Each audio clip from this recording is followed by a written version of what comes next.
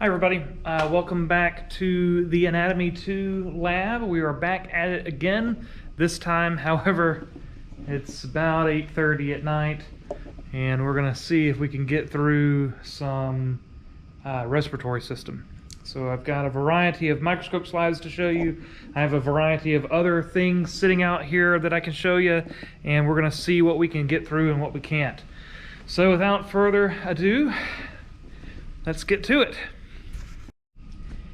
All right, my first comment is that this respiratory packet is not bad. I went through and started looking at it, and I was like, wow, this is actually kind of functional. There's a little more here probably than I really want, but it is not bad. Okay, so the colors being all black and white on mine make it look terrible. I think the real thing might look a little better. So it's a good study tool. However, I will be putting up quizzes to help you kind of know what I'm after and what I'm not. And yeah, so I'll be grading the quizzes. I'm contemplating taking these for a grade 2. Have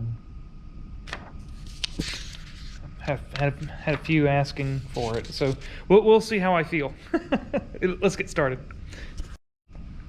All right, away we go. So what I want to focus on here are the respiratory parts. So you need to realize that you primarily breathe in through the nose. And the reason you breathe in through the nose and not from the mouth is because of all these structures up inside of the nasal openings here, okay, this nasal cavity. Oh, this brain comes out, look at that. So you have your superior, hang on, I gotta re-angle my camera, there we go. Superior, middle, and inferior nasal conchae. And again, these are there to, they're gonna be covered in a mucous membrane. They're gonna collect debris, and that material will be removed from the system.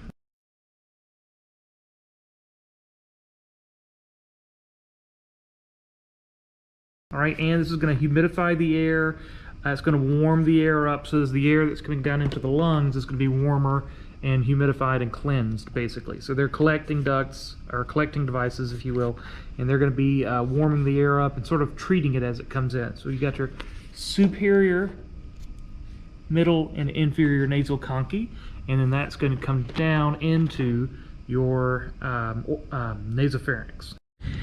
All right, folks, it came to my attention that I have not included the sinuses when I was going through and editing last night, so I wanted to show you these sinuses. This is a real half skull, so this is the real thing. So what you see back here is a sphenoid sinus. Up here there's a frontal sinus, and boy, it's kind of hard to tell.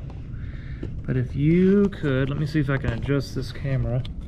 If you could look through that hole, you can see there's another hole way down inside of here. All of this, okay, all of this is hollow.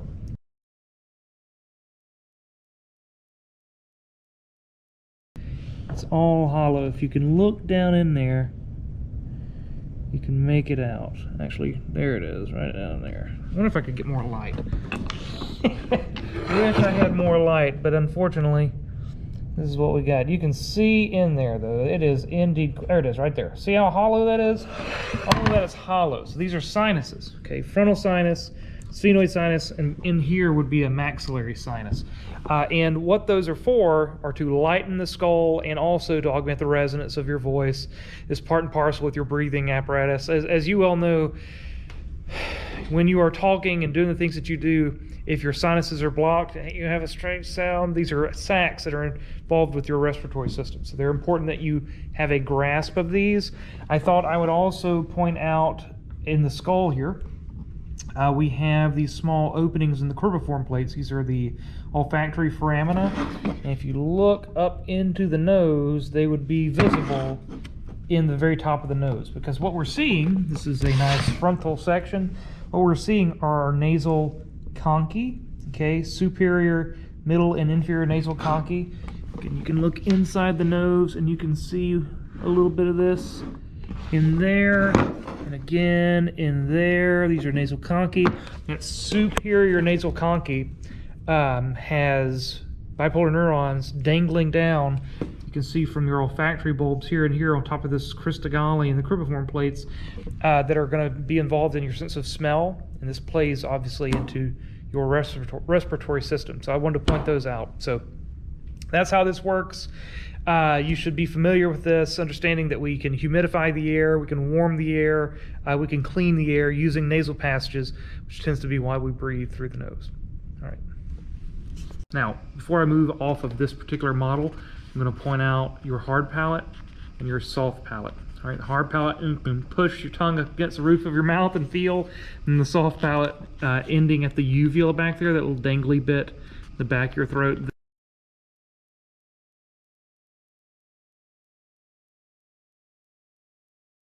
That there is the soft palate. All right, let's get this guy out of the way, and we'll come down to here.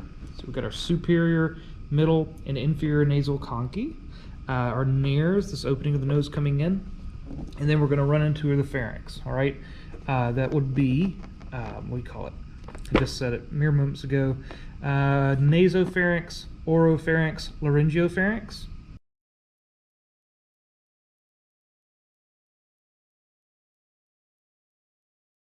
Okay, so we have our pharynx system here, and we're working off of this. Let's see, we got our uvula there, soft palate, hard palate back here. We have the esophagus coming down, we have the epiglottis there, and again, so you can see the tip of what's called my thyroid cartilage. You're going to be looking at that in a second if I swallow. Hopefully you can see that move. I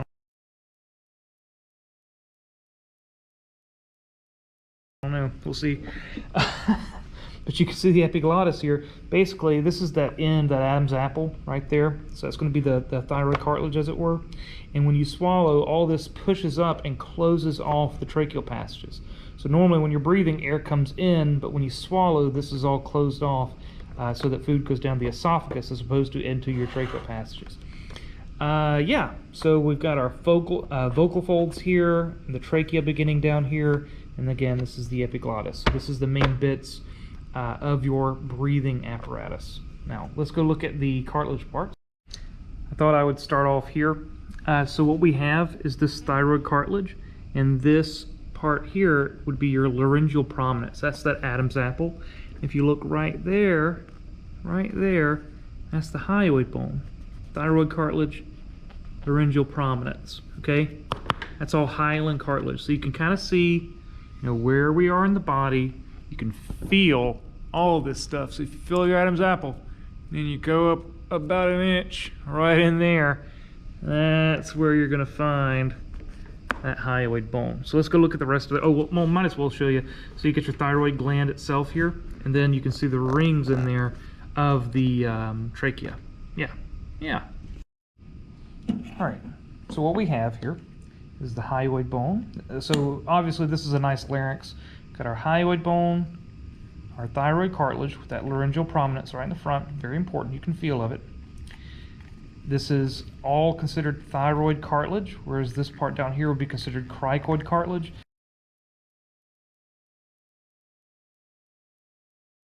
And then these would be the rings of the trachea. And you can see they're not quite rings in reality, they're U-shaped. And there should be a arytenoid cartilage on here too, but I don't see a good example. So we're just going to leave that as thyroid and cricoid. All right. On the back of this as we go, so you can see this opening here, you would have this epiglottis sitting there ready to close this off when you swallow, but this would be the glottis, okay? That is glottis, and then the epiglottis is above the glottis. That will come down and close that off as you are trying to swallow.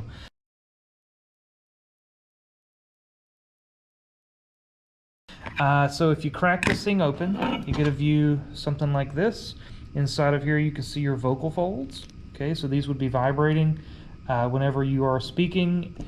So I can decide not to vibrate my vocal folds, speak very quietly. Or alternatively, I can vibrate my vocal folds and give me more capacity to make sound. Okay, so that's sort of how this works. That's what those vocal folds are for. I'm pretty happy with that. I think that'll do for this structure. So we're going to move down to the trachea now. All right, I've gone ahead and removed the lungs. This is not a great representation of what I'd like to show you, but it's what we have. I actually went and stole my text so that I could show you this more clearly, just to help you make sense of it. So what we have is the trachea that's going to be coming down, and that trachea will come down and branch at the carina and go right and left. So what we have are primary bronchi, or primary bronchus, and then when that branches, that would make that secondary bronchi, and when those branch, they become tertiary bronchi. So look at this. You got the trachea coming down, they branch into two primary bronchi, that will branch into secondary, right? Secondary bronchi, and then when those branch, you can kind of see it over here, okay? So carina, primary, these are two secondaries, and then that branches into tertiary bronchi, okay? We call it trachea, primary, secondary, tertiary. So it's just a matter of the branching network. It's not a big deal. All right, I think worthy of mention here, like I've actually got the lungs sitting out here now. You can see your right lung and left lung. Worthy of note, right lung, 1, 2, 3 lobes. Left lung, 2 lobes.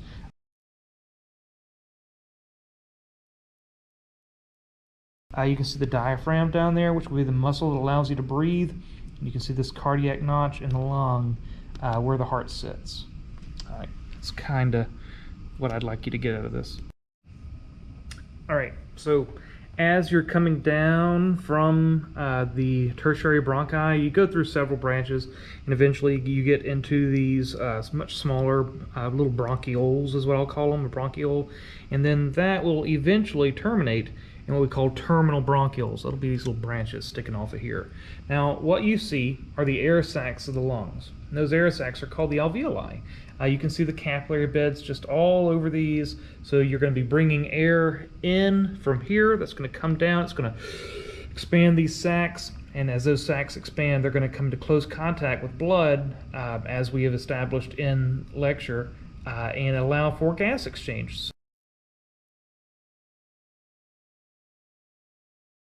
So oxygen from the air is going to enter the bloodstream, and then carbon dioxide from the blood is going to enter the gas inside of these alveoli. Like you can see inside this little alveolar duct here with all the little alveolar sacs on the outside. That's sort of what we're dealing with. So you can see the alveoli. What are these called? Lobules? Hang on. Back. Yeah, this is absolutely a lobule. And what I want you to point out, or what I want to point out to you, is sort of the nature of, if you recall, the arteries and veins here, right? So you got to remember that the artery is going to be bringing blood, deoxygenated blood, to the lungs to pick up oxygen, and then the vein in red here is going to be carrying oxygenated blood back to the heart. So what you'd expect to be an artery and a vein is the opposite. What we have, in fact, is an artery and a vein. The artery carrying deoxygenated blood and the vein carrying oxygenated blood. Absolutely. And you can see, if you look inside of here, it looks like they got little bits of smooth muscle. So that smooth muscle has the ability to close or open to allow more or less air into these alveolar sacs. It's actually part of your fight or flight mechanism, allows you to increase the amount of airflow to the lungs in given circumstance. It's kind of a long story, but that'll do. Yeah. All right, I think that's about the extent for sort of how this works. What I'd like to do now is I want to show this to you in microscope slides and see if we can make a little sense of it. All right, folks, check it out. So, hang on, it's going to be as good as we get. What I've got here is a lung slide and a trachea slide. So let's take a look at these. All right, team. So what we have here is the trachea. We're at low power, and you can see, I hope, the hyaline cartilage there. So I zoom this in, see if I can get some focus going. Oh, you may be able to see it, you may not. Again, I'm having to look at this tiny little screen, so we're doing the best with what we got, folks. But you can see the pointer is on this hyaline cartilage, forms a ring, and then this inner lining here in the trachea, if you look at it, that is ciliated pseudostratified columnar epithelium. And if you're paying attention, those white spots are going to be goblet cells. All right, so we've got our goblet cells there. We've got our pseudostratified tissue. You can see the cilia on the top surface. You've got your hyaline cartilage underneath that. And then if I pan over, you can see the fibrous connective tissue that surrounds the whole thing. Okay, very important. Kind of helps hold it all together. And further, even further around that, see if I can get it to show, what you have there is adipose tissue. All right, cool.